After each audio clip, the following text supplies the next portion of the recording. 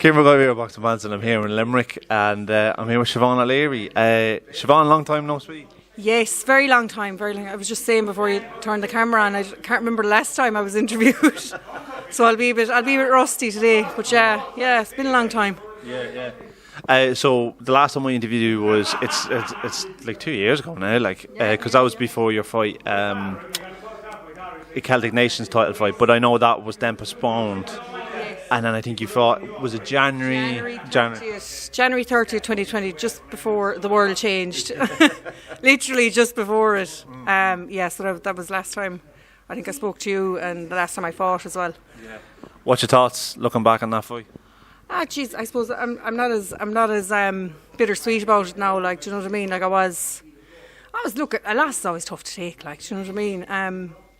I just think I had this big adrenaline jump after the first round, and just couldn't pick myself up. And she beat me on grit. Which I didn't think any human being could, but she did. And it was a great fight. Great learning fight.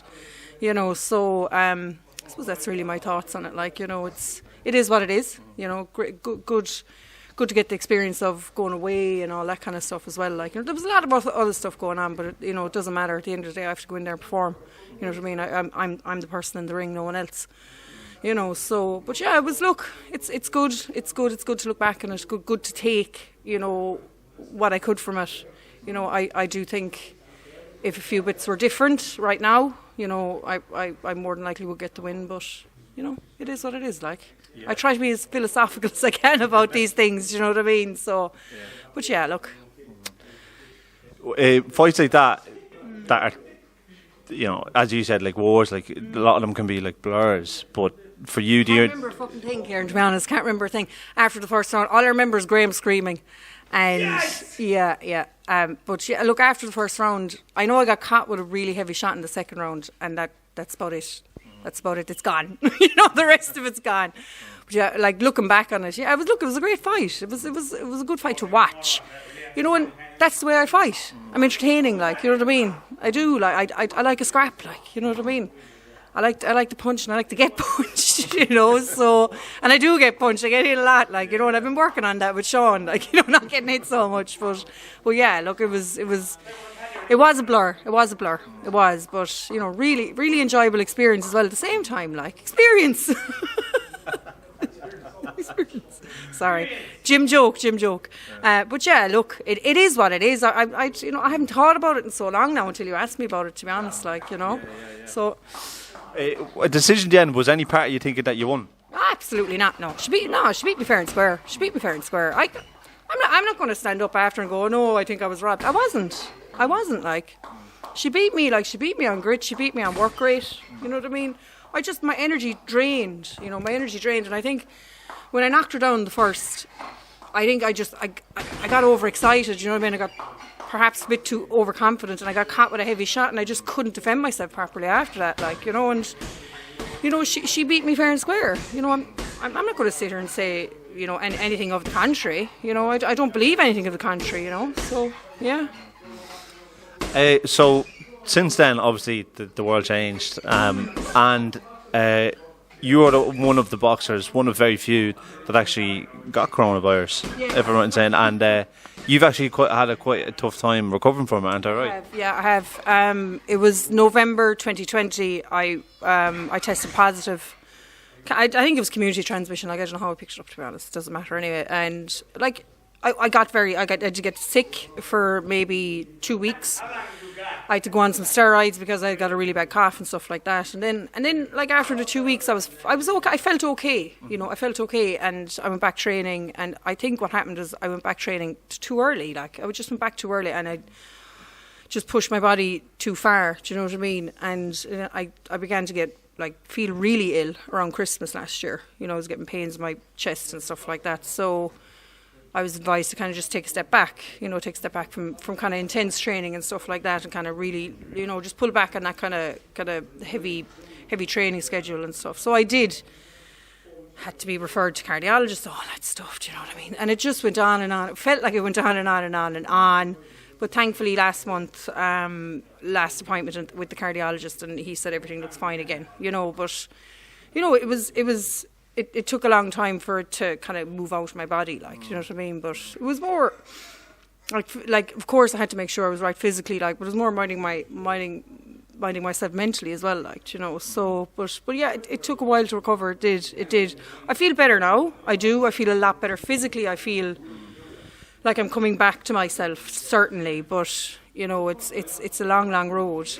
Yeah, you know, I had like about 6 months of not really training at all. You know, and boxing training is very, very intense. You know, it's very intense, and I didn't have any sort of intensive training for 6 full months. You know, so that's been the hardest kind of thing, to kind of raise the intensity, you know, in a very unfit body. You know, so that's really fucking hard. Do you know? So look, it's okay. I'm coming back to myself. But it's slow. It's slow. It is slow. Yeah. And how's training been like that? Been like bleh. How's training been for you since then? Like, has it been taking a while for you to up your times in running and all that kind of stuff? Yeah, look, it has. Look, I've a lot of other stuff on in my life as well. Like, I work full time in social care. I'm doing a PhD. Do you know what I mean? So it's there's something has to give somewhere. You know what I mean? And at that stage, because I wasn't well, boxing had to give. Now it's just about, you know, making sure I can make time for it. I'm not really focused on boxing per se. I'm focused on getting myself healthy right now. How I get myself healthy is by boxing training. Do you know? So like at the moment, I'm not focused on how quickly I can run or anything like that. It's about how I feel during the sessions and after the sessions, whether or not my body is responding better to it, like, because it wasn't responding very well. You know, I was feeling very ill after training. Now I'm not. So to me, that's an improvement. Do you know? So I think I'm not really focused on like running 10k in 45 minutes. Do you know what I mean? I'm more focused on making sure I can finish a session without sitting on my hole for 5 hours after and feeling like shit. Do you know what I mean? Now I feel good after sessions, which is progress. You know, which is progress for me. Like, you know, so the focus right now is just to get back the enjoyment out of training, because I wasn't enjoying it because I felt so ill after it, you know. So and that's definitely coming back, you know, enjoying training and things like that, you know. Long road to recovery. Wow. Yeah. Like, it's funny because, well, it's not funny, but I remember speaking to Robert Burke, and he kind of like that situation, but this is like before the pandemic. But he had an injury, and then when he came back, he started training twice a day, 3 times a day, and whatever happened, he ended up getting pneumonia from it. And but he was kind of like, he said it was really hard for him to take, because then when he was recovered from it, he wanted to start training straight away, and it was hard for him to accept that he couldn't do that. Yeah, and I think like the reason why maybe that I got so ill is because I threw myself back into training after being sick, you know, and I only gave myself like, I think it was 13 days. I went back training after 13 days after being diagnosed with COVID.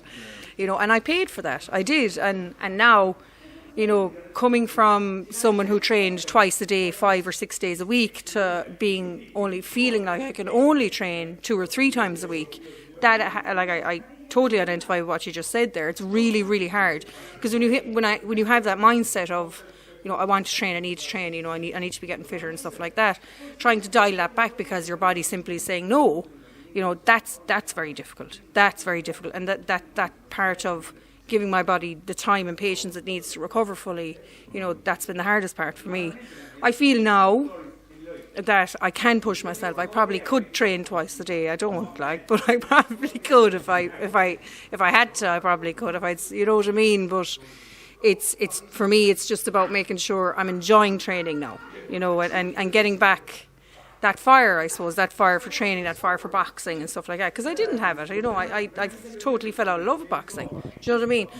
For a multitude of things, not just for being sick, but for, you know what I mean, for like obviously working during a pandemic and social care has been very, very, very tough. It's been tough on all of us, like, do you know what I mean? So dealing with all that as well, you know, it's you know, it everything kind of piled up, so something had to give, as I was saying, and it was boxing for me. You know, boxing was just pushed aside, you know. So now I feel like I can train again and I'm enjoying it, you know. So and that's the focus right now. Are you starting to get itchy hands again now? Are you like, are you like kind of, yeah? Are you starting to like kind of look at the scene, because more have actually turned over now? in the female ranks in the country, and for a lot of them are use all in a similar way. Yeah. So have you kind of looked at it going, oh well, when I come back now, there's yeah, but you could think to yourself that when I do come back, there's plenty for me there. Yeah, I suppose. Like, I mean, look, I had my first spar in 16 months, like last week. Do you know what I mean? And like that for me was going to be the litmus test. Like, was I going to enjoy the spar? Was I going to was I going to crumble because I got hit in the face? Stuff like that. Because I didn't know. I honest to God didn't know. And I said that to Siobhan. I said, it depends now on how I feel after the spar and in the spar. And I got the head flogged off me and I loved it. I loved it, honest to God, like, you know what I mean? So the fire is still there, yes, the fire is still there. The itchy hands are still there, yeah.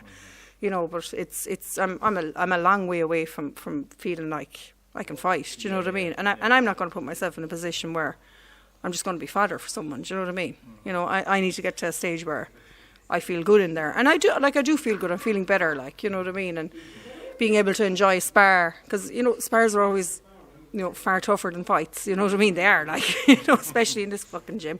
Do so it's for me. It's about, like, I'm very rusty at the moment. So it's hard for me to conceptualize me being in a fight right now because I'm so rusty. Because I'm not putting myself in there, to not be able to be competitive. I need to get to a stage where I'm competitive. Right now, I'm nowhere near that. So the focus right now is to get there. Mm-hmm. Yeah. And obviously before, when you were fighting in your last fight, just before that you were at Eddie Highland, and now you're training locally now with Shauna. Yeah. So maybe blessed in disguise maybe for you to be training here locally. And, absolutely. Yeah, look, travelling and training was always, a big drain on the body. It really was. Like, the driving time and stuff like that was always a drain.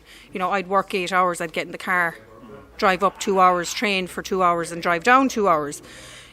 That's tough, like, it's really tough, do you know what I mean? And same when I was with Powell, like, I was driving up, at 5 a.m, 6 a.m, like, to train and come back and work and then do it again that evening, like, so it's tough. So having Sean here in Limerick where I live has been absolutely brilliant. I could text Sean or ring Sean and go, are you available, at 2 o'clock? And he's like, yeah, come on down, so it's really given the accessibility of a coach and a coach like Sean has been really good for me in my boxing, like, do you know what I mean? Like, and it just you can pour so much energy into the session rather than driving there and driving back and la la la.